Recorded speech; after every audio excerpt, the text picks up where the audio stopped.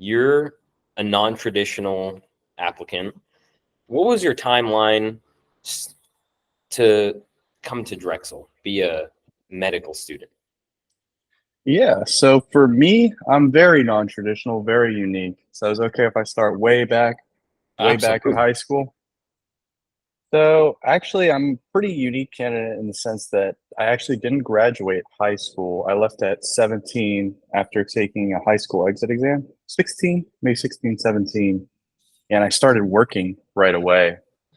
And I had a whole career as a chef, 3, 4 years, and maybe a little bit longer. And then at one point as a chef, I decided to pivot around the age of 22, 23. I went back to community college at that time, took about 3 years in community college, transitioned and transferred to UCLA for undergraduate, graduated in 2 years, and then went straight into Drexel. So I bounced around a little bit and had a whole career before coming to this path. Wow. What made you decide to transition away from being a chef to coming into medicine?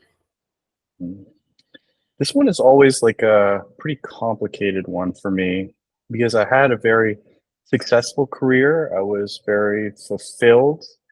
I was making good money at the time and very stable for my age, out on my own. But I had a family member get sick, really sick actually, with dementia. And it was that experience of having a family member get sick, in particular, the feeling of, despite having all these objective measures of success, of having the car, the apartment, the career, the prestige of my career, I felt almost in that moment when a family member got sick that I had nothing. It was really eye opening for me. And I found through several experiences of taking them to the doctor, to, world renowned specialists, even at Stanford, neurology specialists, that how many gaps there were in medicine.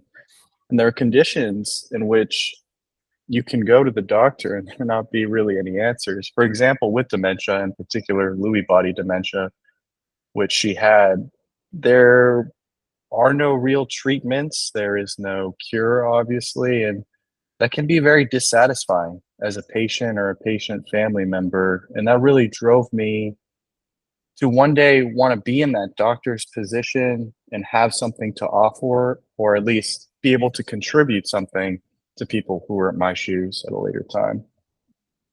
Wow.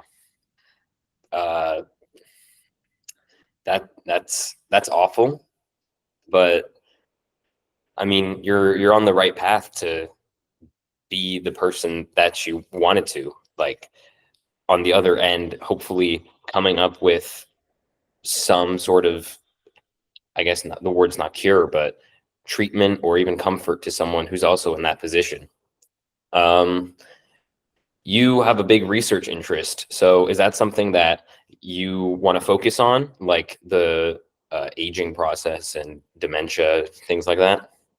Yeah, I would say definitely. I have a true passion for basic science research. Like it was notable to me the other day. I was in a conference with actually like a surgeon who was doing their fellowship at Yale, and they were talking about their med school research experience, and they said they hated it. They hated it. They hate everything to do with research. It was just a box to check.